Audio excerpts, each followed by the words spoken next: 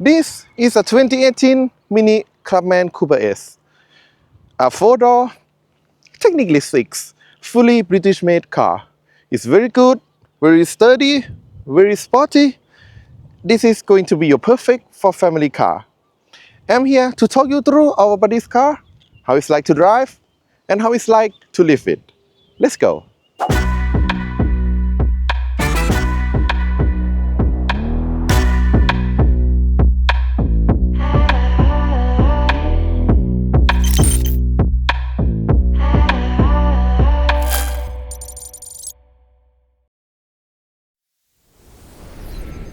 First, let's talk about design, because this is what people buy Mini for, right?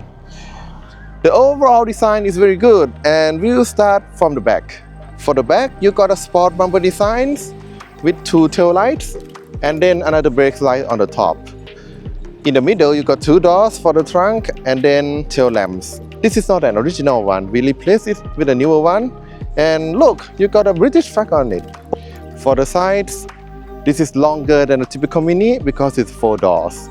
And the wheels are 18 inches. In the front, you got a nice big grille for the air vents, a one and only Mini lights, and because it is the longer and bigger Mini, I think it's a love it or hate it kind of car. So let's move on to the interior.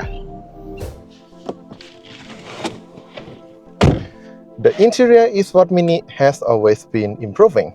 This one is no exception. It's feeling solid, well-made, premium, and nice to touch too.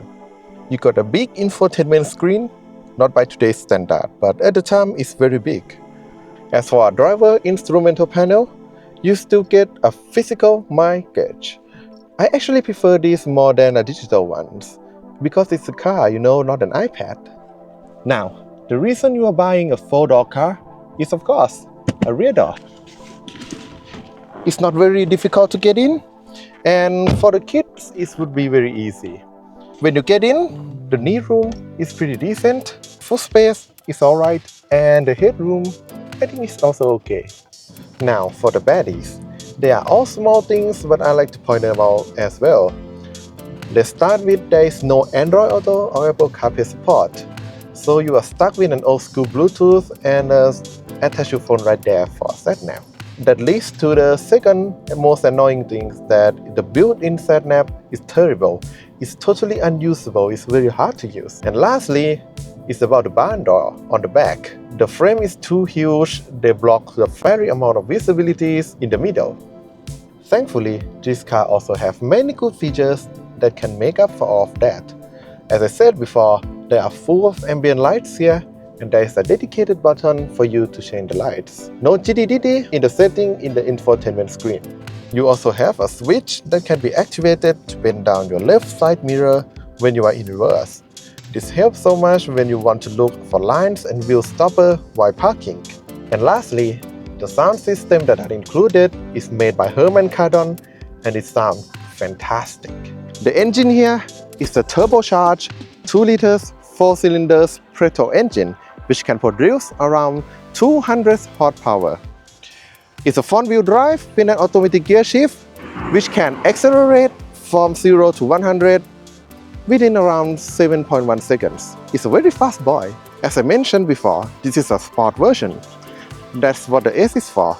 So you got a very good engine. There are more powerful engines, a John Cooper work, and a less powerful engines, a normal Cooper.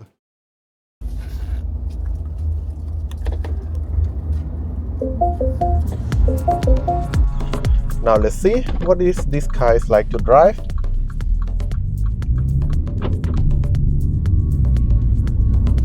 Because it's a Mini, it's like you are driving a go-kart. It is very responsive, sturdy, and steering is very great. You can change lenses and go into corner with a speed of more than 100 kilometers per hour just fine.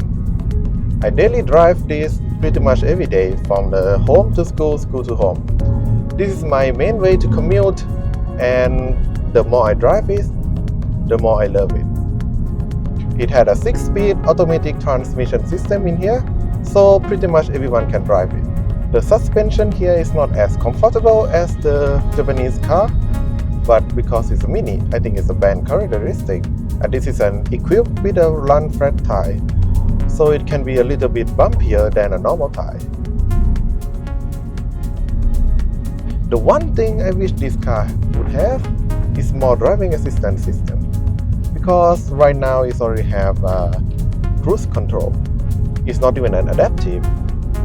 And even for a modern mini car, they still don't add any driving assistance feature at all. I don't know why.